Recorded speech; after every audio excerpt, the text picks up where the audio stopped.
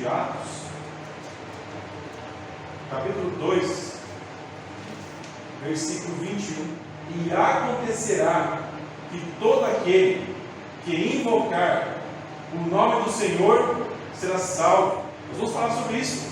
Nós vamos expor aqui, nós vamos ler e tentar entender o primeiro sermão que é pregado na igreja. Depois que Cristo vai, sobe, ele passa pela ascensão, que nós estudamos, e ele envia o Espírito Santo para a igreja. Ele manda aquelas pessoas aguardarem ali em Jerusalém, e chega o momento certo, então o Espírito Santo vem. Nós temos aqui, nesse grande evento, o evento inaugural da igreja do Novo Testamento aqui, nós temos aqui um sermão, desse grande culto que foi feito ao ar livre em Jerusalém. Um sermão expositivo. Nós temos muitas outras coisas, mas o que abrilhanta, o centro, o fundamento do que acontece lá é o apóstolo Pedro pregando um sermão expositivo.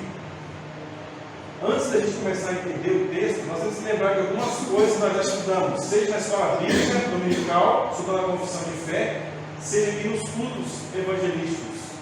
Nós já estudamos que a Trindade ela está completamente envolvida no plano de redenção, no plano de salvação. O Deus Pai, o que Ele faz? Decreta, antes da fundação do mundo, antes de ter criado qualquer coisa, Ele decreta que algumas pessoas seriam salvas, receberiam a graça para serem adotados como filhos dele, para receber promessa. Já estudamos também que nós somos adotados e nós temos o status de filho dele, para receber herança juntamente com o Senhor Jesus Cristo, que é o nosso irmão mais velho. Ele é o primogênito do Pai.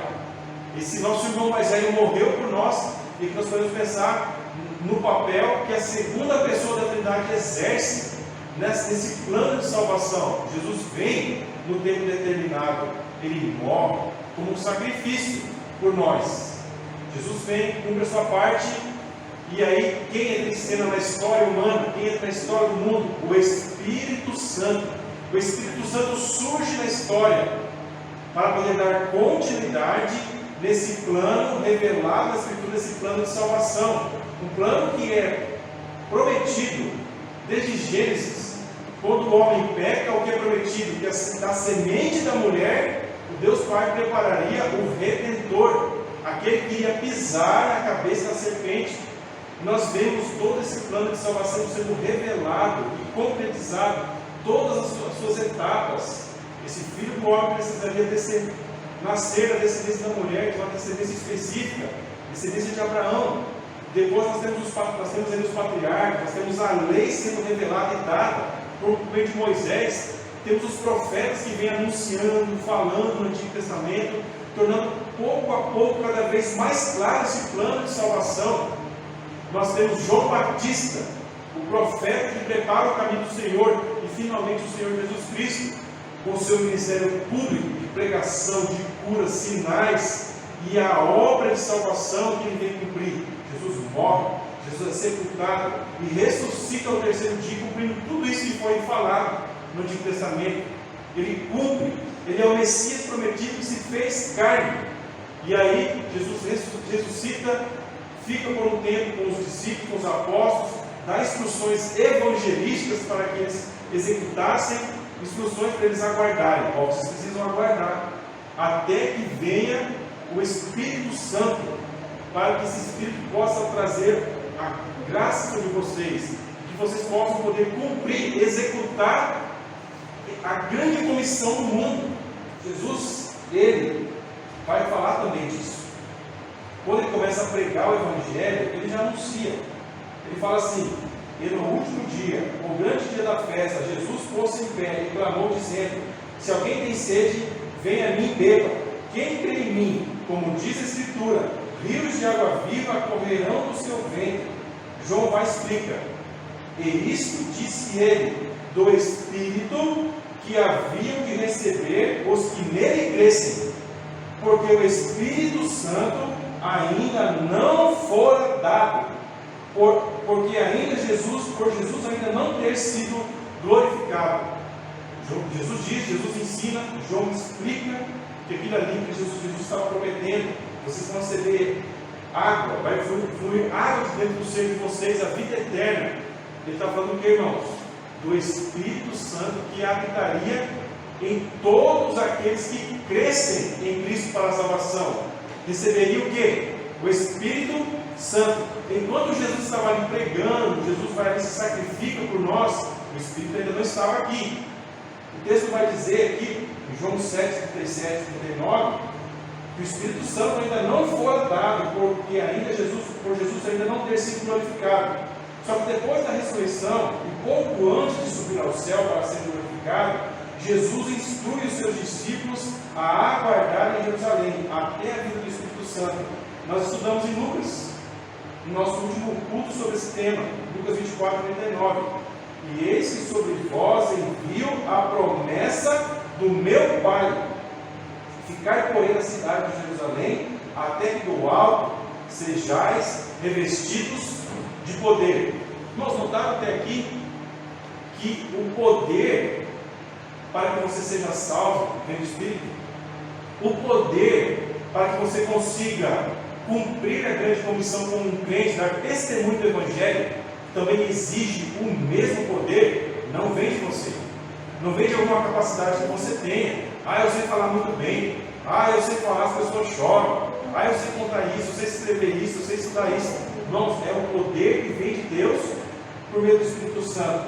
E nós temos aqui no capítulo 2 como que esse evento se cumpre. O dia onde essas profecias, inclusive ditas por Jesus, se cumprem. O que o texto vai dizer lá no capítulo 1 ao versículo 4? Capítulo 2, versículo 1 ao versículo 4. E cumprindo-se o dia de Pentecostes, estavam todos concordemente no mesmo lugar. E de repente veio do céu um som, como de um vento veemente e impetuoso, e encheu toda a casa em que estavam assentados. E foram vistas por eles línguas repartidas, como que de fogo, as quais pousaram sobre cada um deles.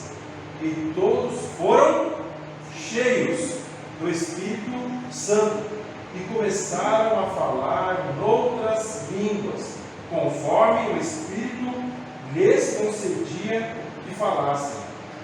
O dia previsto para a vinda do Espírito Santo era o dia de Pentecostes. Você deve ter ouvido essa palavra por aí. Tem até igreja com esse nome, algumas igrejas pentecostais com esse nome. Por causa disso, dia de Pentecostes. Significa Pentecostes? Uma palavra que significa 50. Pentecostes é o nome usado no Antigo Testamento para as festas das semanas. Nós não temos aqui para ler todos esses textos, mas você vai achar lá em Êxodo 34, 22 e 23, versículo 23. Ou a festa da colheita, também era o dia de Pentecostes. Êxodo 23, 16, que era celebrado 50 dias após a Páscoa. Depois que o cordeiro era sacrificado na Páscoa, eles tinham que, depois de 50 dias, celebrar essa festa. Por isso, Pentecostes. No dia de Pentecostes era feita a oferta das primícias. O que são primícias? É os primeiros frutos. Você plantou lá milho, algodão, qualquer coisa. Os primeiros frutos eram colhidos e eram apresentados ali como oferta para ser celebrada uma festa. Nós temos na Levítico 23 e 20 bem detalhado como que era executada essa festa.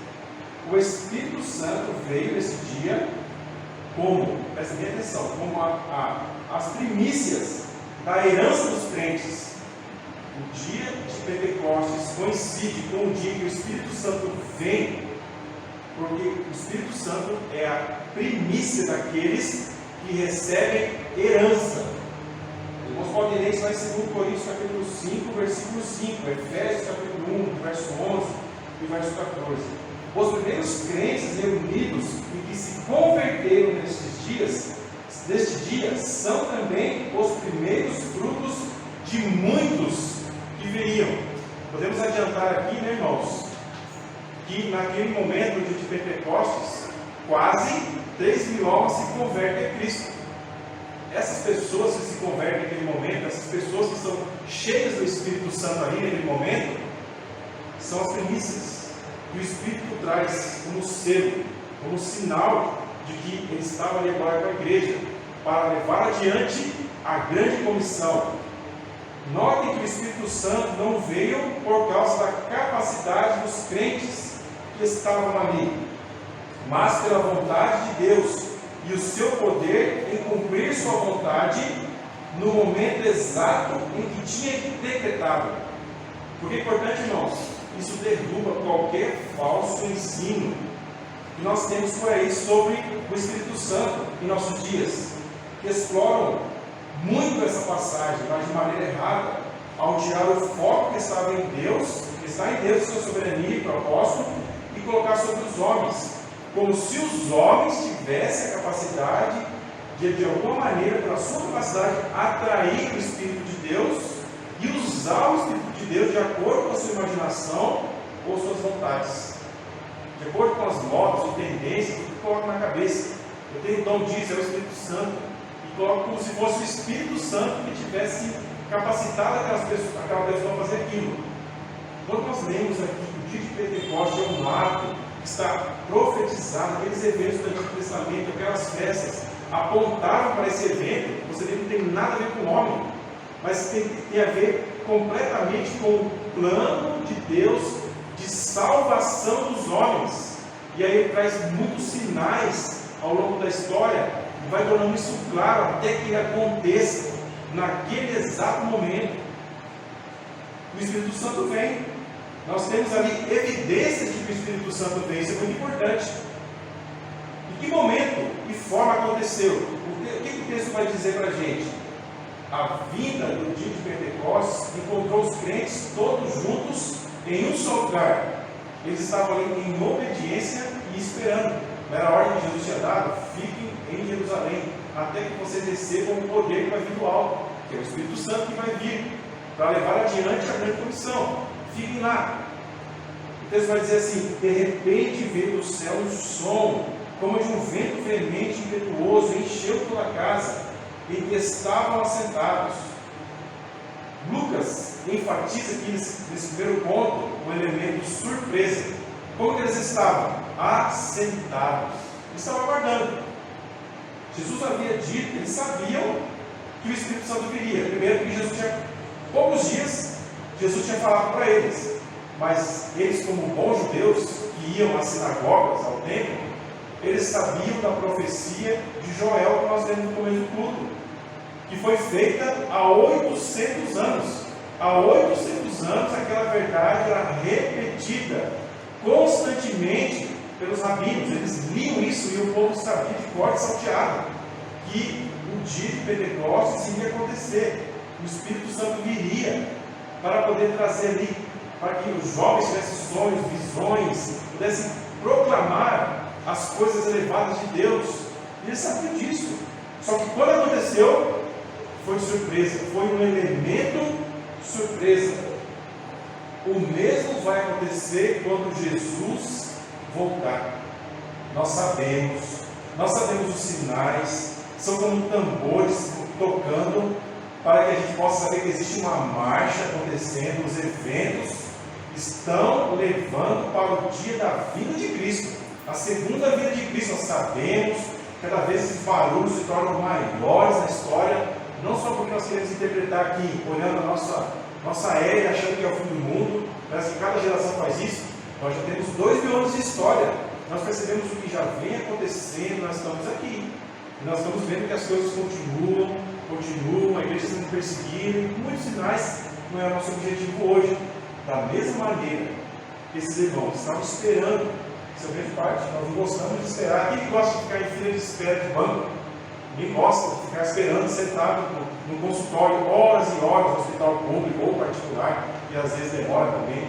Ou esperar uma notícia, ou esperar um acontecimento, esperar para crescer, esperar para acontecer tal coisa, para casar. Ninguém quer esperar nada, né? A gente não gosta. Esperem, fiquem firmes, não abandonem a causa, não se covardem, não se deixem seduzir pelo imediatismo. Existia imediatismo naquela época, existe hoje da mesma forma, resultados rápidos. Não existe isso, irmãos. Tudo que é bom demora, tudo que é bom leva tempo para ser construído. Por isso nós, como crentes, temos olhar para isso e não cair nas tentações. Os irmãos vão entender por que eu estou falando disso. Vamos falar aqui agora de duas evidências ou provas de que o Espírito Santo estava entre eles. Nós temos um grande evento, irmãos, único.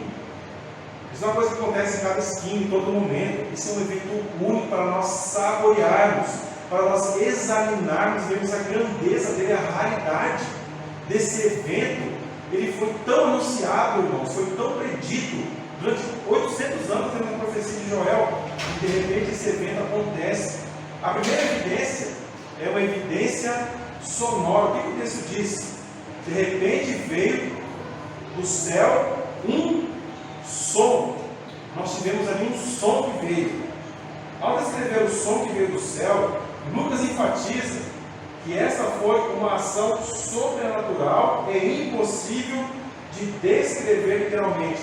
Não era um som como de algo caindo no chão, por exemplo, ou você ouvindo a minha voz, que é um fenômeno natural, era um fenômeno sobrenatural. O que ele diz? Como de um vento, e um vento impetuoso. O que ele quer dizer, irmãos? Não foi um ventão que chegou lá, derrubando todas as cadeiras, derrubando tudo do lugar, tirando tudo do lugar, derrubando dentro do chão. Eles escutaram um som, e esse som era parecido. O máximo que aqui eles conseguem registrar é fazer uma comparação. Quando você tem uma tempestade, uma grande tormenta, o que você escuta? Um grande barulho. Esse barulho aqui, nós não sabemos o que foi. Só eles. E ainda assim, eles não conseguiram descrever esse fenômeno. Porque, irmãos, é um fenômeno espiritual. Você só vai poder comparar muito precariamente com as coisas desse mundo. Lucas diz que eles estavam assentados e o som preencheu a casa. Isso oferece mais uma prova de que a vinda do Espírito Santo até aquele local não foi por algum ritual ou invocação que os apóstolos haviam feito. O que eles estavam fazendo, irmãos? Eles estavam sentados em volta da mesa, ou como é, talvez, imagina aqui, como é costume no Oriente Médio, colocar um grande tapete ali na sala, todos sentarem no chão, e estavam trocando ideia, conversando, e de repente acontece. Esse grande som surge. Esse é um evento, essa é uma prova, um sinal da presença do Espírito Santo entre eles. O outro sinal era visual. O que o texto vai dizer? Após a manifestação sonora da chegada do Espírito, surge também uma evidência visual. E foram vistas por eles línguas repartidas, como que de fogo, as quais pousaram sobre cada um deles. Essas línguas repartidas também não eram literais. O que o texto vai dizer? Eram como de fogo. Não era um fogo necessariamente, estava um foguinho na cabeça deles. Olha, é o fogo lá no mato, no monte, está vendo ali? É o fogo. Não, irmãos. Era como de fogo. Era uma visão. Visão que eles estavam tendo espiritual, que não dá para a gente conseguir descrever exatamente o que é. A gente não consegue. O máximo que você vai fazer é comparar com algo que você sabe aqui. Pela nossa limitação, é o que Deus sempre fez nessas visões, usar as coisas que tem aqui, para tentar de alguma maneira tornar acessível aquela visão. As línguas pousaram sobre cada um deles mostram que todos os que estavam presentes receberam o Espírito naquele momento. Foi uma obra soberana de Deus e operada em todos os presentes. Não foi algo buscado individualmente. E Jesus instruiu eles: aguardem. Busquem o Espírito Santo. Se você não buscar, você não vai receber. Não é isso que Jesus instruiu. Aguardem. Por que esse detalhe é importante? Se as pessoas observassem esse detalhe, 80% das igrejas evangélicas estavam fechadas. Aqui agora, todas iriam ser automaticamente fechadas. Porque não é você sair que nem doido achando que você pode, de alguma maneira, buscar o Espírito Santo para ter poderes mágicos. É isso que ensina. A grande parte que é a doutrina do Espírito Santo entre nós, evangélicos, é isso que está ensinando. Irmãos, escutem o que eu estou dizendo. Porque você vai passar aí, depois de sair do culto, vai ver a igreja barulhenta talvez ali, e e vai comparar o que está acontecendo aqui, e talvez você seja tentado a ir lá, porque você vai querer ver barulho, ver coisas acontecendo, vai querer ouvir grandes barulhos. Não é isso, irmãos. Nós devemos estar correndo atrás de sinais. Nós vamos ver aqui para quem que eram os sinais. Os irmãos vão entender o porquê que aconteceu aquilo ali naquele momento. Nós devemos ter muito cuidado então aqui, irmãos. Devemos fazer uma diferença entre ser batizado com o Espírito Santo e ser cheio do Espírito Santo. Lucas, como irmão médico, ele era muito detalhista, e o Espírito Santo usou ele aqui para tratar desse assunto como se ele estivesse fazendo uma cirurgia, com muito cuidado. Ele diferencia o que estava acontecendo ali do batismo do Espírito Santo, que é ensinado em outras passagens, que nós vamos ver agora. O que é o batismo com o Espírito Santo? O apóstolo Paulo vai definir o que é o batismo com o Espírito Santo. E também ele faz isso de maneira muito cuidadosa. O batismo com o Espírito Santo é um ato único. Prestem muita atenção. O batismo com o Espírito Santo é um ato único que é realizado por Jesus Cristo. Jesus Cristo é quem realiza o batismo com o Espírito Santo. Como ele faz isso? Quando ele coloca os crentes em seu corpo, quando ele adiciona, quando ele integra crentes, pessoas em seu corpo. Em contraste com muitos ensinamentos errados de hoje, o Novo Testamento em nenhum lugar ordena os crentes a buscar o batismo com o Espírito Santo, porque esse batismo com o Espírito Santo é um ato, como eu disse, único, que não se repete, é um ato soberano da parte de Deus. Embora alguns entendam de forma errada o batismo com o Espírito Santo como o ingresso numa elite espiritual. O que se ensina? O que a gente aprende por aí? Você é crente e foi salvo. Aí tem o segundo batismo com o Espírito Santo, que você vai buscar. Você está no exército, você é um soldadinho que pinta o meio-fio. Você é um soldadinho que pinta o meio-fio, vai lá, capina mato, só isso. Mas aí você começa a buscar e você é selecionado para entrar num bloco. Você faz parte de um grupo de elite do exército, porque você tem poderes, capacitação melhor que o dos outros. Então é um ensino que traz divisão entre aqueles que são do exército regular e uma tropa especial. E o batismo com o Espírito Santo não veio para dividir o corpo de Cristo, mas para unir o corpo de Cristo. 1 Coríntios, capítulo 12, versículo 13. Irmãos, nós temos muitas passagens, mas como eu disse, não é nosso objetivo hoje. Vamos ler um versículo que trata desse tema. Os irmãos vai ver que isso fica claro. O propósito do batismo com o Espírito Santo não é dividir o corpo, como eu disse, mas unificar. Paulo escreveu isso aos Coríntios, quando ensina lá em 1 Coríntios, capítulo 12, versículo 13.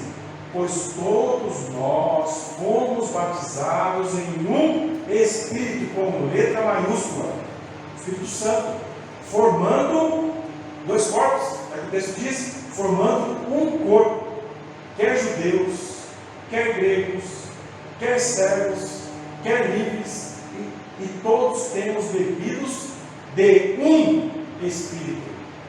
Então, irmãos, se você memorizar esse versículo, estudar, você vai perceber, junto com outras passagens, que é um grande erro alguém dizer que vai buscar o batismo no Espírito Santo ou com o Espírito Santo.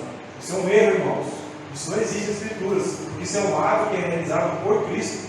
Ele edifica a igreja dele, batizando pessoas no seu Espírito para quê? Para unir essas pessoas em um só corpo, que um dia ele vai apresentar ao Pai na glória. É isso que é batismo. Conseguiu entender até aqui? Podemos então agora partir para entender o que é ser cheio do Espírito Santo. Como o texto diz aqui que eles foram cheios do Espírito Santo, então nós temos que partir da ideia que aqueles não foram batizados com o Espírito Santo, eles foram, como o texto diz, cheios. Para onde nós vamos? Se a gente tem dúvida, vamos para as Escrituras. O que a Escritura está dizendo? Eles foram cheios, então o quê? Cheios. Ao contrário do batismo com o Espírito, ser cheio do Espírito é uma experiência e deve ser algo contínuo, diferente do batismo do Espírito Santo, que é um único ato realizado por Cristo. Ser cheio do batismo, ser cheio do Espírito Santo, é o quê? É um ato que tem que ser constante. E aí sim, buscar por cada um de nós. A palavra vai trazer várias instruções sobre ser cheio do Espírito Santo. Mas, mais uma vez, não tem nada a ver com dividir o corpo de Cristo para formar uma elite dentro de um exército regular. Não é nada disso. Nós temos aqui Pedro, ele estava cheio do Espírito Santo aqui junto com esses irmãos. Cada um profetizando e falando em línguas que outros povos podiam entender. Cada um na sua língua. Mas Pedro também foi cheio lá em Atos, logo em seguida. Em Atos capítulo 6, verso 5, ele também novamente foi preenchido com o Espírito Santo, cheio. Paulo ficou cheio do Espírito em Atos 9, 17. E novamente em Atos 13, no versículo 9. A construção gramatical dessa passagem indica que os crentes devem ser continuamente cheios do Espírito Santo.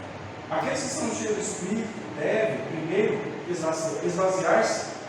Então, tem que ser realmente praticado. Como é que você vai ser cheio do Espírito Santo? Se você estiver cheio de outras coisas dentro do seu ser, você não vai ser cheio do Espírito Santo. O que tem que acontecer? Você tem que se esvaziar de um monte de coisa. Nos últimos anos, muitas discussões surgiram sobre o que significa falar, por exemplo, em outras línguas, que é um ponto polêmico que nós temos nessa passagem aqui. Vamos trazer aqui como uma regra, e aí vamos misturar tudo. Para você, o sinal de que alguém é batizado com o Espírito Santo é o quê? Que o cara fala em línguas. E nem é como fala aqui outras, mas línguas estranhas. Aí vão dizer que são línguas de anjos, eu não sei. Nunca vi um anjo falando, não posso dizer. E se um anjo falar na língua dele também não vou entender. Então fica muito difícil, né? Essa grande confusão que existe no nosso meio. Longe de ser uma língua sobre o que significa falar, sobre o que significa falar em outras línguas, o texto, no entanto, não traz confusão aí. O que o texto vai dizer? Eles falavam em outras, eles foram cheios do Espírito Santo, mas eles falavam em outras línguas, não em línguas estranhas. Longe de ser uma língua estranha, como se diz hoje em dia, as línguas faladas no dia de Pentecostes eram idiomas conhecidos dos que estavam ouvindo. Então aqui, os irmãos vão ler depois com calma em casa, você vai ver os povos que estavam ali, e ali Lucas faz uma lista de povos, e automaticamente das línguas que foram faladas.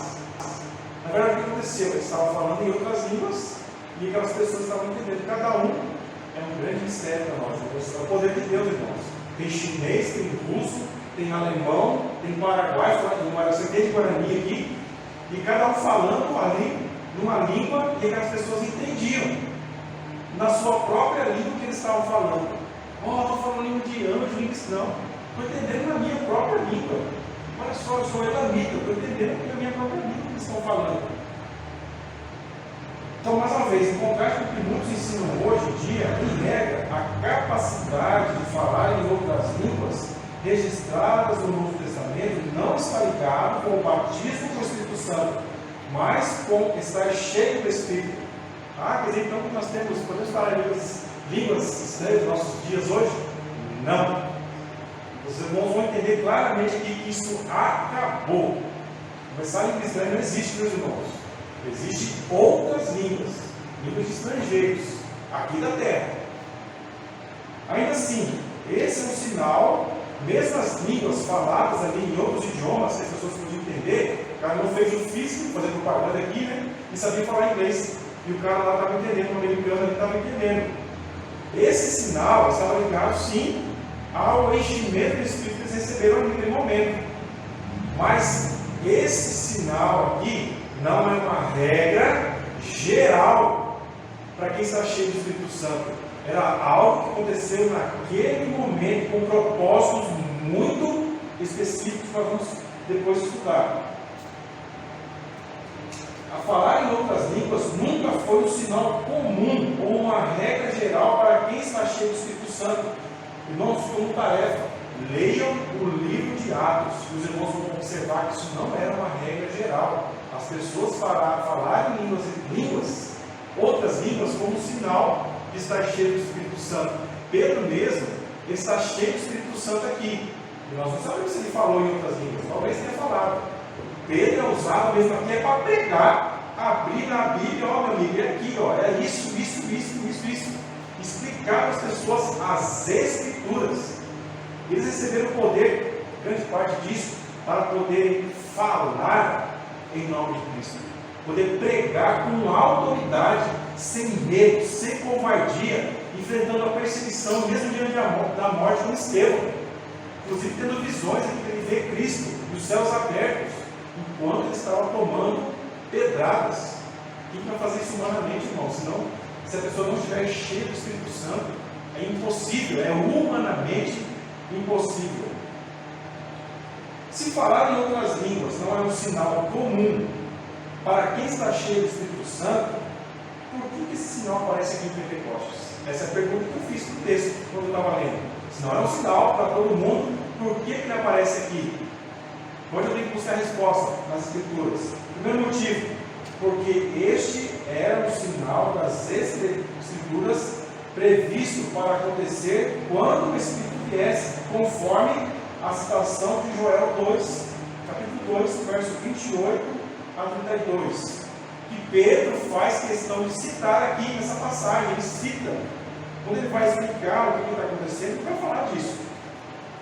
Então esse sinal era necessário que ele acontecesse, que as pessoas ali, a igreja, falasse das coisas de Deus, do poder do Espírito Santo.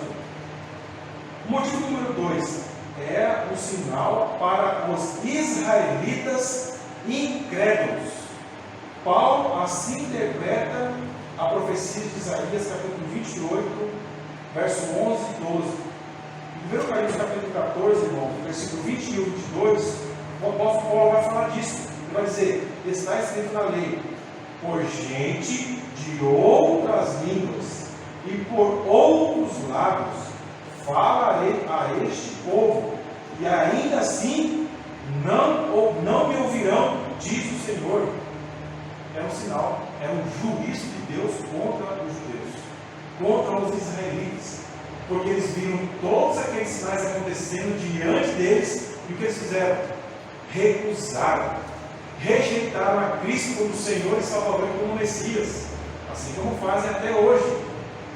Deus usou pessoas de outros povos ali para falar línguas, reuniu pessoas de outros povos ali em Jerusalém, pessoas que eram judeus convertidos de vários povos ali, e reuniu esses povos ali, e eles creram, mas aquelas pessoas ali em Israel não acreditaram. Tinha um monte de gente que estavam acreditando, vendo aquelas maravilhas e crendo, se convertendo.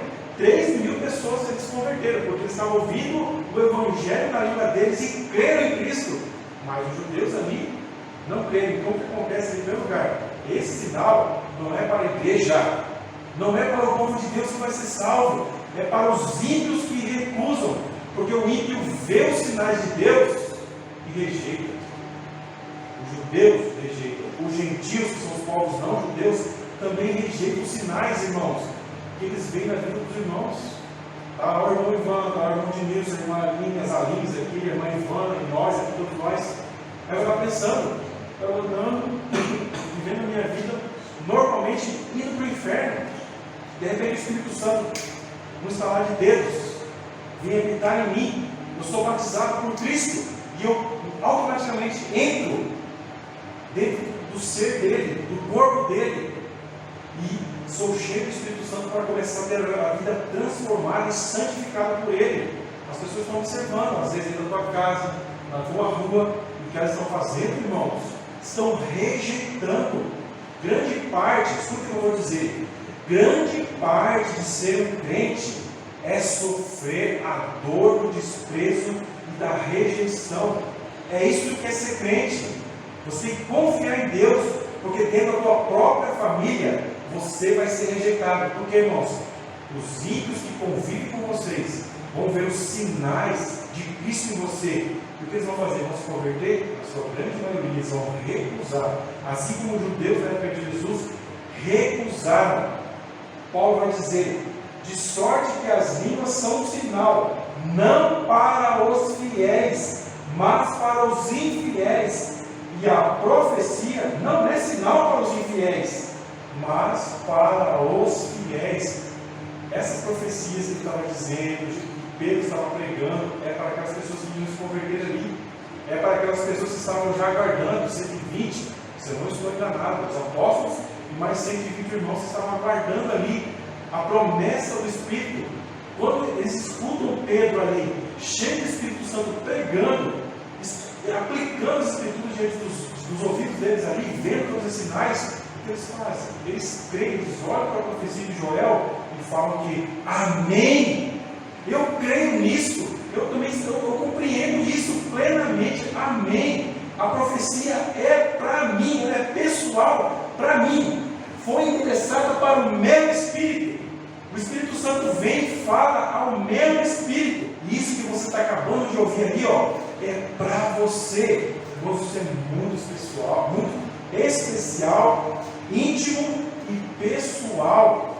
Quando nós pensamos no Espírito Santo habitando em nós, é isso, irmãos. Ele vai falar as verdades das Escrituras para você e você vai crer. Ele vai te dar ouvidos para que você creia. Ele vai preparar o teu coração para você crer em verdades muito grandes. Que as pessoas, muitas vezes, em sua volta, que ainda não ouviram o Evangelho, elas não vão entender e simplesmente só vão poder rejeitar e te desprezar. Eu estou querendo aqui massagear o ego de ninguém, mas eu estou falando de uma realidade para que os irmãos entendam e saibam suportar as lutas que vocês vão ter que enfrentar pela causa do reino de Deus. Olha que coisa dada para você, o Espírito Santo, para que você entenda as Escrituras, compreenda essa promessa para você. Uma quarta razão, este sinal descreve uma transição única e histórica. O verdadeiro dom de línguas bíblicos não existe mais. Existem às vezes fenômenos muito raros, eu já vi testemunhos de irmãos que simplesmente estavam num país estrangeiro, com muitas necessidades, ninguém falando a língua local, então a pessoa fala e de repente a pessoa do outro país entende o que ela está falando. Isso pode acontecer pontualmente com uma necessidade extraordinária de Deus em socorro do seu povo. Mas isso não é mais um dom que é dado à igreja. Como eu disse, irmãos, esses sinais foram feitos aí quando estava nesse período de transição entre a antiga aliança e a nova, o Antigo Testamento e o Novo Testamento. Era extremamente útil para aquela ocasião. Vimos que esse foi um dos milagres extraordinários que cessou com a morte dos apóstolos. Se os irmãos forem ler Hebreus, capítulo 2, versículo 13, você vai ver o que o autor fala lá. Porque se a palavra falada pelos anjos permaneceu firme, e toda transgressão e desobediência recebeu justa retribuição, como escaparemos nós, se não atentarmos para uma tão grande salvação, a qual, começando a ser anunciada pelo Senhor, foi-nos depois confirmada pelos que a ouviram, testificando também Deus com eles, por sinais, milagres e várias maravilhas e dons do Espírito Santo, distribuídos por sua vontade. E que tempo que o autor de Hebreus está escrevendo? Ele está falando do passado. As pessoas ali, esses irmãos lá, receberam a promessa do Evangelho. Se a mensagem que foi enviada por anjos, ela é acompanhada de muitas advertências, se você negligenciar, muito mais o testemunho dado pelo próprio Cristo, que também depois foi testemunhado e acompanhado por muitos sinais que ele distribuiu à igreja no dia de Pentecostes. Então, algo que aconteceu para aquele momento em período de transição. Ao contrário do que muitos ensinam hoje, o propósito do dom de línguas não era a edificação dos crentes. Eu estudei muito no meu passado pentecostal, que a pessoa tem que falar em língua para se edificar, mas não é, irmão, que a palavra ensina. Eu posso mesmo falar, eu prefiro escutar a palavra na minha língua, que aí eu sou edificado. Naquela época de línguas que tinha esses dons mesmo, se não tem ninguém para interpretar, fica quieto aí, cara, não vai falar nada no mundo não. Fica em silêncio aí. Eles não tinham o Novo Testamento ainda completo, para eles poderem ler como a gente está lendo. Então tinha mesmo profetas que falavam, se levantavam, pessoas com dom de línguas. tinha ordem no culto, e a ordem é o quê? Se você for falar em língua, uma língua aí, tem que ter alguém para interpretar. Se não falar em russo aí, meu amigo, alguém tem que interpretar o que você está falando. Senão, fica quietinho aí. Isso aí provavelmente é uma invenção da tua cabeça. Então, é o teorema de chutar. Está inventando, né? Nós temos, irmãos, aqui, se nós tiverem paciência, nós podemos ver a reação dos ouvintes nesse grande evento, esses grandes sinais sonoros, visuais. Os irmãos viram esses sinais. Eu acredito que eles saíram daquela casa onde eles estavam, no cenário, eu acredito no segundo piso, e saem no meio da rua, naquela multidão ali, uma praça, talvez. Alguns dizem que esse cenário onde eles estavam estava próximo do templo, onde muitas pessoas estavam ali para poder participar dessas festas. Então, eles saíram no meio da multidão e começaram a profetizar, cheios do Espírito Santo, um em hebraico, outro em aramaico, outro em grego, outro em, sei lá, as línguas que estavam falando ali naquela época. E aí nós temos a reação das pessoas. Teve uma divisão, uma grande confusão. Em Jerusalém estavam habitando judeus, homens religiosos, de todas as nações que estão debaixo do céu. Lá no versículo 5. E quando aquele som ocorreu, ajuntou-se uma multidão e estava confusa, porque cada um ouvia falar na sua própria língua. E todos pasmavam e se maravilhavam, dizendo uns aos outros: pois que não são galileus todos esses homens que estão falando? E como, pois, os ouvimos cada um na nossa própria língua, em que somos nascidos? Pardos, medos, elamitas, e os que habitam na Mesopotâmia, Judeia, Capadócia, Ponto e Ásia, e Frígia, Panfilha, Egito e partes da Líbia, junto a Cirene, forasteiros romanos, tanto judeus como prosélitos, cretenses e árabes, todos nós temos ouvido em nossas próprias línguas falar das grandezas de Deus. E todos se maravilhavam e estavam perplexos, dizendo uns para os outros: que quer isso dizer? E outros, zombando, diziam: estão cheios de mosca, estão bêbados. Pedro, porém, pondo-se em pé, com os 11, levantou a sua voz e disse: homens judeus, e todos que habitais em Jerusalém, seja-vos isto notório, e escutai as minhas palavras. Nós temos a reação deles, ficaram confusos: que barulho é esse? O que essas pessoas estão falando? Opa, estou entendendo na minha língua, eu sou árabe, estou entendendo em árabe. Elamita, o Egito está entendendo aquilo na língua dele, na Líbia, Cirene, o cara está entendendo em latim. O romano ali falou: o cara está falando em latim. Essas pessoas não são ali, eles não são galileus? Quer dizer, por que estão falando que eles eram galileus? Pessoas sem instrução. A Galileia era um estado pobre, pessoas humildes, sem instrução. Então, ali naquela época, esses homens eram reconhecidos como galileus. Esses caras são galileus, são gente que não tem instrução. Como é que eles sabem falar agora outras línguas de uma hora para outra? E falando com essa autoridade, citando as escrituras com essa autoridade. De onde saiu isso? Estavam confusos. E aí Pedro se levanta juntamente com os 11 e começa então a fazer ali uma explicação. Em um esforço para apelar para o interesse das pessoas, a igreja de hoje enfatiza um grande número diferente de programas, métodos e abordagens. Por exemplo, pequenos grupos ou testemunhos pessoais. Se uma pessoa vai vir à frente, vai contar o testemunho dela pessoal. E a Bíblia, fora. Testemunho pessoal. Isso não é Bíblia, não vou falar um testemunho pessoal aqui. Shows gospel, né? Então, a música, o mercado de entretenimento, as pessoas gostam, né? De ouvir música, ir aos shows gospel, né? E assim por diante, várias estratégias, buscando coisas, né? Experiências, fugindo da palavra, fugindo das escrituras. Nós sabemos que algumas coisas que são, por exemplo, pastores que se especializam, por exemplo, em família, ou então a igreja curativa, a igreja, né? O cara vai estudar psicologia, vai fazer o cara uma sessão ali, o cara fazer uma regressão, vai lembrar de coisas lá da infância: o cara foi curado, retiros espirituais, uma coisa sagrada, o cara vai lá, não pode falar o que acontece, vai queimar os negócios ali, não sei o que é, fazer uma macumba gospel, né?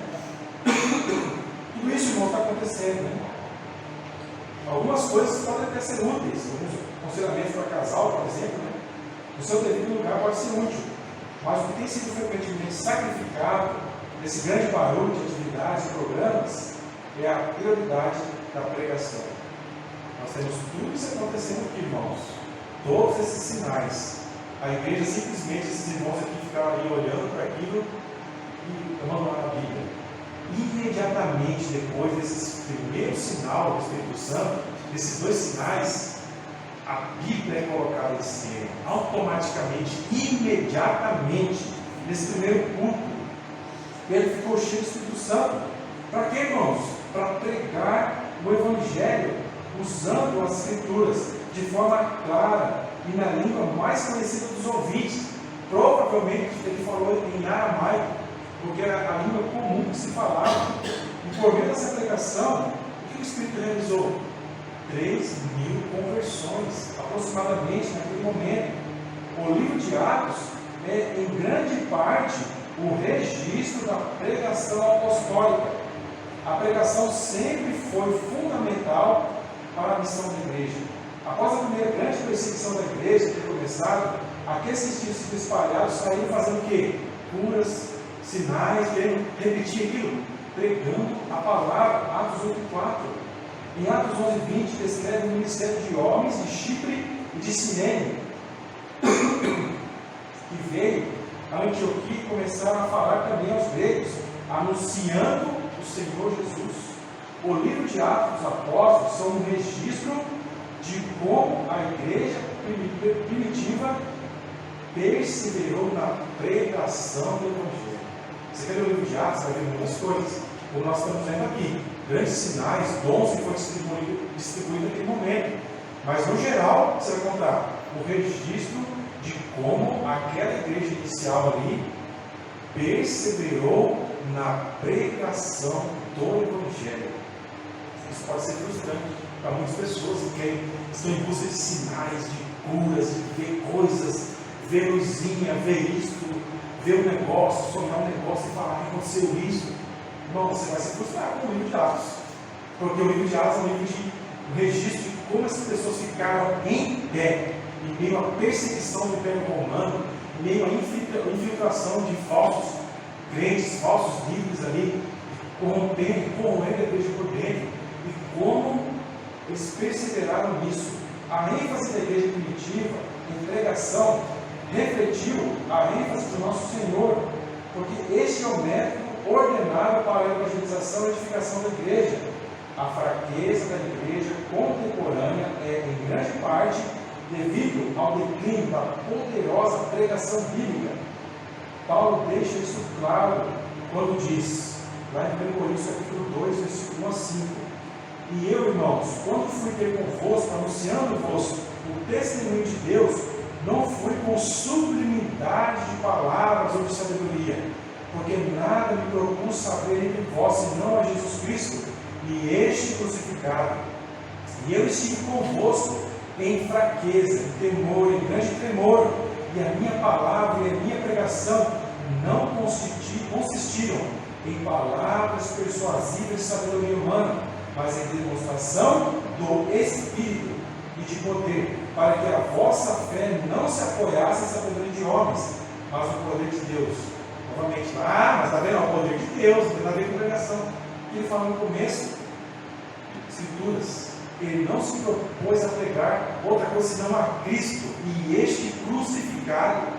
A tônica, o alvo, o centro era o Evangelho. Irmãos, uma igreja pode começar muito bem, existem muitas igrejas boas aí que começaram muito bem, mas rapidamente se afastaram do Evangelho, dando ênfase a outros ensinos. Quando isso começa a acontecer, começa automaticamente um processo de morte dessa igreja. Deus vai afastar, Cristo vai se afastar dessa igreja, porque onde o Evangelho de Cristo não é pregado, não é enfatizado, irmãos, essa igreja vai morrer. Outra coisa, não meça uma igreja pelo tamanho de quantidade, embora seja importante, Deus promete acrescentar pessoas. Irmãos, isso nunca deve ser uma desculpa para você afastar a pregação do Evangelho.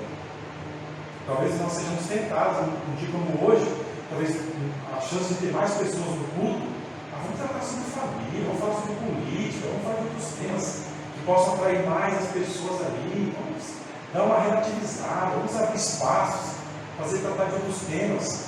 Não façam isso, não podemos fazer isso, não permitam que ninguém suba aqui no domingo, irmãos, para pregar outra coisa. Como igreja, nós temos autoridade para isso. Não permitam, porque a partir do momento em que os homens, as igrejas se afastam da pregação do Evangelho, da ênfase ao Evangelho, as coisas começam a morrer. Só existe o prédio bonito, só cal por dentro do sepulcro caiado. Nós temos aqui então Pedro refutando o que esses homens estavam dizendo. Estão bebendo, estão borracha aí, de manhã cedo estão bebendo esses caras, estão tudo doido. Grande parte dos judeus que estavam ali, né? Que não eram esses povos, aí estavam ouvindo a língua deles, esses judeus nativos, esses caras estão bêbados.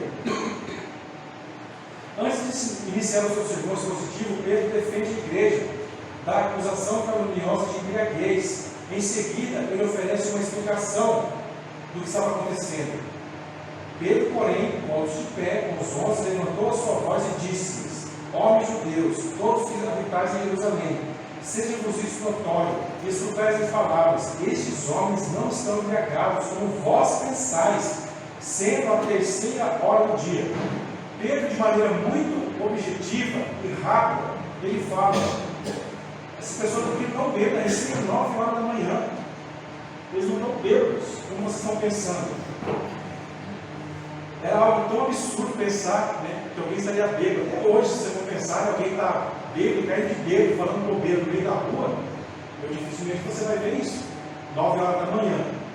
E, com esse mesmo absurdo que é para nós hoje, Pedro também fala: as pessoas não estão bêbadas. E aí começa então o sermão dele. Podemos dar um título para o sermão de Pedro: todo aquele que invocar o nome do Senhor será salvo. Podemos resumir o que ele vai falar aqui. O texto bíblico que ele expõe para pregar aqui é Joel, capítulo 12, versículo 16 ao versículo 21. Aí ele começa a falar: mas isto é o que foi dito pelo profeta Joel. Ele diz: não estão bêbados, vocês aí judeus, que estão, em vez de escutar, e simplesmente estão ignorando, vocês estão ouvindo aqui também na língua de vocês, o que estão fazendo? Falando, essas pessoas estão bêbadas. Estou vendo esses sinais, vocês estão rejeitando. Mas agora eu vou explicar diante de vocês o que está acontecendo. Aqui está se cumprindo as Escrituras, a profecia que foi dita há 800 anos. Então ele começa no verso 17: e nos últimos dias acontecerá, diz Deus, que do meu Espírito derramarei sobre toda a carne, e vossos filhos e vossas filhas profetizarão, e vossos jovens terão visões, e vossos velhos sonharão sonhos, e também do meu Espírito derramarei sobre os meus servos e sobre as minhas servas naqueles dias, e profetizarão, e farei aparecer prodígios em cima, no céu, e sinais embaixo na terra, sangue, fogo e vapor de fumo. O sol se converterá em trevas, e a lua em sangue, antes de chegar o grande e glorioso dia do Senhor. E ele finaliza: e acontecerá que todo aquele que invocar o nome do Senhor será salvo. O que aconteceu no dia de Pentecostes não foi uma bagunça feita por bêbados. Ao contrário, como Pedro demonstra agora, aquele acontecimento era o cumprimento da profecia do profeta Joel. O que ele estava dizendo aqui, irmãos, em resumo? Judeus incrédulos, gentios que estão me ouvindo aqui agora, eu vou expor para vocês um texto que vocês conhecem, Joel. O que está acontecendo aqui é um sinal dos fins dos tempos, dos últimos dias. Prestem muito bem atenção no que eu estou falando. Eu estou pregando para vocês, interpretando, expondo para vocês com a autoridade que o Espírito está me dando aqui agora. Estou tentando parafrasear Pedro aqui. Para cumprir os sinais dos últimos dias, a vinda do Espírito Santo ao mundo é algo maravilhoso, mas para os ímpios e para os incrédulos e rebeldes é a sua sentença de morte, porque é o sinal do juízo de Deus final sobre o mundo e sobre os incrédulos. O termo últimos dias que ele fala aqui, ó, e nesses últimos dias acontecerá, é uma expressão que é muito usado no Antigo Testamento. Você vai ler Isaías, Jeremias, os profetas, Ezequiel, Oséias, Miqueias, e aqui no caso Joel também, falando disso. Nós temos Pedro falando em 1 Pedro 20, filhinhos, esta é a última hora. Pedro escreve que Cristo tem aparecido nesses últimos tempos por amor de vós. Os sinais que apontavam para os últimos dias são estes que aconteceram no dia de Pentecostes. Embora esses sinais do versículo 19 e versículo 20 não tenham acontecido naquele dia, o que ele fala também? Faria aparecer prodígios em cima no céu, sinais na terra, sangue, fogo, vapor de fumaça, o sol se converterá em trevas, a lua em sangue, antes de chegar o grande e glorioso dia do Senhor. Esses sinais aqui não aconteceram no dia de Pentecostes, mas Pedro cita também esses sinais. Então o que quer dizer, irmãos? Que ele estava citando um dos sinais de muitos outros sinais que antecediam e que apontavam para o último dia, para os últimos dias da terra. Se esse sinal estava acontecendo, era também a certeza, era um sinal de que também os outros sinais que antecederiam a vinda de Cristo também iriam acontecer. O dia do Senhor pode se referir a qualquer momento em que Deus executa os seus juízos. Nessa passagem, no entanto, o dia do Senhor profetizado por Joel é a segunda vinda de Cristo. O Senhor Jesus Cristo descreveu as mudanças no sol, na lua e nas estrelas que acompanhariam a sua segunda vinda. Leia o livro de 1 Tessalonicenses, leia o livro de 2 Tessalonicenses e leia o livro de Apocalipse. Se você quer ter uma amostra, um ensino do Senhor Jesus sobre sinais da segunda vinda dele, que corresponde, que também coincide com o dia do juízo final, examine esses sinais, irmãos, porque eles vão acontecer, assim como esse sinal que aconteceu aqui há 2000 anos. Durante 2000 anos tem acontecido sinais que os incrédulos desprezam. Nós estamos aqui querendo ser teórico da conspiração em cima do Apocalipse, irmãos, não assustar os irmãos com teorias. Nós estamos falando de sinais que estão acontecendo diante dos nossos olhos, mas os ímpios, por mais que eles queiram desvendar com o seu conhecimento de ciências ou profecias de ímpios aí que nós temos, quem não ouviu falar, por exemplo, de Nostradamus, que trouxe notícias, profecias dos fim dos tempos? Temos aí no meio cristão, entre aspas, mulheres que profetizaram sobre os fim dos tempos. Na própria Igreja Católica temos várias pessoas que trouxeram profecias aí, que não são ímpios, incrédulos, que rejeitam o Evangelho. Eles não vão saber nada, irmãos. Mas a Igreja de Cristo é preparada, o Espírito Santo conduz você, irmão, para que você esteja preparado, para que quando a vinda do Senhor Jesus acontecer de surpresa, como foi esse sinal aqui, você não seja pego de surpresa. Você possa estar preparado para estar com Cristo e não sofrer as consequências. Alguns desses distúrbios cósmicos foram prefigurados na morte de Cristo. O que aconteceu quando Jesus diz estar consumado? Terremoto, o sol, houve um eclipse, algo assim, que escureceu a terra. Esses sinais, esses distúrbios apontavam para o dia da ira de Cristo, no dia do julgamento final. Quando Jesus morre, esses sinais começam a acontecer também aqui no dia de Pentecostes, também, irmãos. Assim podemos entender que a profecia de Joel, citada e interpretada por Pedro aqui, se trata de um período onde o Evangelho seria pregado pela igreja, até que o dia do Senhor chegasse, colocando um ponto final à oferta gratuita de salvação que é feita por meio da igreja, por meio da pregação do Evangelho. Os irmãos, fiquem atentos e vigilantes diante de todas as tentações que possam seduzir os irmãos. Igrejas evangélicas que estão trabalhando para o anticristo. Às vezes, inocentes estratégias de crescimento de igreja mas que dentro dessa estratégia o evangelho é jogado de lado, ou outros ensinos são colocados como o principal motivo de um trabalho, de um evento, curas e sinais, por exemplo, milagres. Ou então, vamos fazer uma reunião aqui para problemas familiares. Muito bom, realmente, fantástico. Qualquer iniciativa nesse sentido. Mas se isso vai trazer o desprezo, ou a Bíblia vai ser jogada e empurrada para o lado, irmãos, isso é um grande perigo. Quem está por trás disso é Satanás. Você tem o Evangelho e você precisa pregar e se firmar nele. Porque senão o inimigo vai te seduzir com falsos evangelhos.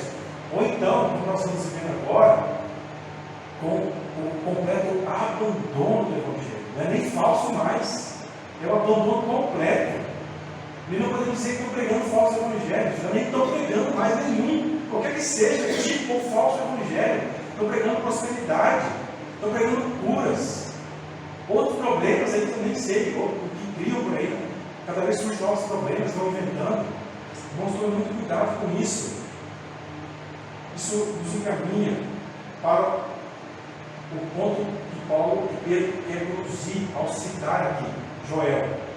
E acontecerá que todo aquele que invocar o nome do Senhor será salvo. Existe o juízo, existem sinais, o dia de Pentecostes é o sinal da vinda de Cristo, o juízo final, mas existe esperança.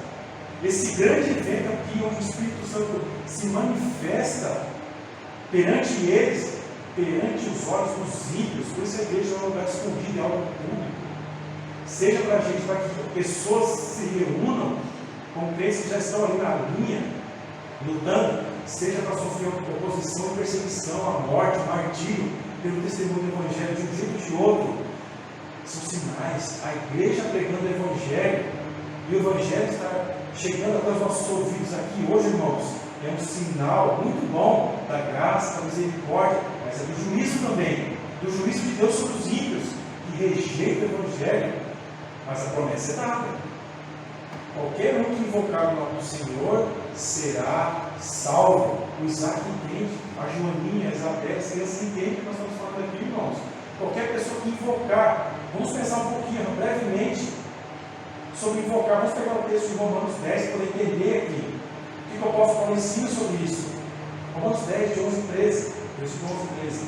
Porque a Escritura diz: todo aquele que nele crê não será confundido, porquanto não há diferença entre judeu e grego, porque um mesmo é o Senhor de todos, rico para com todos os que o invocam. Porque todo aquele que invocar o nome do Senhor será salvo. Paulo também cita Joel: todo que invocar o nome do Senhor Jesus será salvo. Como é que é isso, irmãos? Todo aquele que crê no Senhor Jesus Cristo, que deposita a sua fé no Senhor Jesus Cristo para a salvação, essa pessoa vai ser salva porque ele é rico. Você pode invocar, é rico com todos, não é só com judeus. Quando nós temos as línguas, outras línguas sendo pregadas, é para anunciar essa verdade, a riqueza da graça sendo oferecida a todos os povos da terra, não somente ao povinho, não só aos judeus, israelitas, mas a todos os povos, judeu e grego, porque o mesmo é o Senhor de todos e rico para com todos que o invocam. Invocar é uma palavra usada, irmãos, em julgamento. Ela é muito propícia aqui para Joel ter usado, para Pedro ter usado o primeiro sermão que é pregado. O apóstolo Paulo, o grande mestre do Novo Testamento das Escrituras, também cita essa palavra invocar. O que é invocar? Você é um réu, você está no juízo para receber a condenação, mas você está lá e de repente você escuta uma boa notícia. Você pode apelar para alguém que pode salvar. Então você apela nesse tribunal para alguém que pode salvar. Você está ali, você é condenado, você vai receber a sentença de morte, de um inferno, mas de repente você ouve nesse julgamento. Eu vejo o mundo, a nossa vida nesse mundo como um grande processo acontecendo, mas no meio desse processo um grande advogado ali anunciando a salvação e dizendo: invoque o meu nome. Quando vocês vão fazer isso? Aqui e agora, imediatamente. O julgamento está próximo. Não é o tribunal como o do Brasil, que com muitos recursos o julgamento de Deus é certo. Ele anunciou e os julgamentos acontecem. Mas existe esperança. Invoque o único nome que pode salvar. Pedro vai falar disso. Lucas vai falar disso em Atos, capítulo 4, versículo 12. Em nenhum outro há salvação do que também debaixo do céu. Nenhum outro nome há dado entre os homens pelo qual devamos ser salvos. Você está no tribunal, invoque o nome dele, porque em nome do Senhor Jesus Cristo você pode ser salvo. Você pode estar livre, receber a salvação. Toda a Escritura aponta que o único nome para o qual os homens podem invocar para a sua salvação é o Senhor Jesus. Isso deve ser feito com fé em Cristo e sua obra de salvação. Temos um grande sinal de que muitos invocariam o nome do Senhor e seriam salvos aqui em Pentecostes. Depois que Pedro conclui o seu sermão, quase 3.000 almas se convertem a Cristo. Atos 2:41. Esses foram as primícias da Igreja de Cristo, os primeiros frutos da pregação do Evangelho feita em seu nome e autenticada pelo Espírito Santo, por meio de sinais da sua vinda e das almas que se converteram naquele dia. Quando você olha no dia de Pentecostes e os frutos que surgiram desse dia, que foram essas quase 3.000 almas, você está olhando para as primícias. Eles estavam ali celebrando o Espírito Santo, autenticando uma oferta do seu povo. Qual oferta?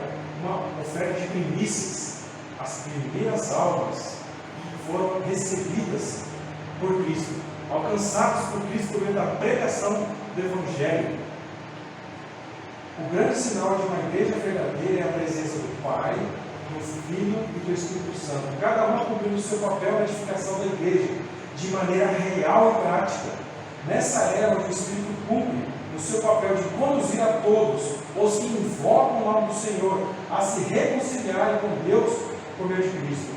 Sua presença não se manifesta mais através de sinais extraordinários ocorridos em Pentecostes, sons do Espírito, ou então você vai ver fogo, línguas repartidas como de fogo.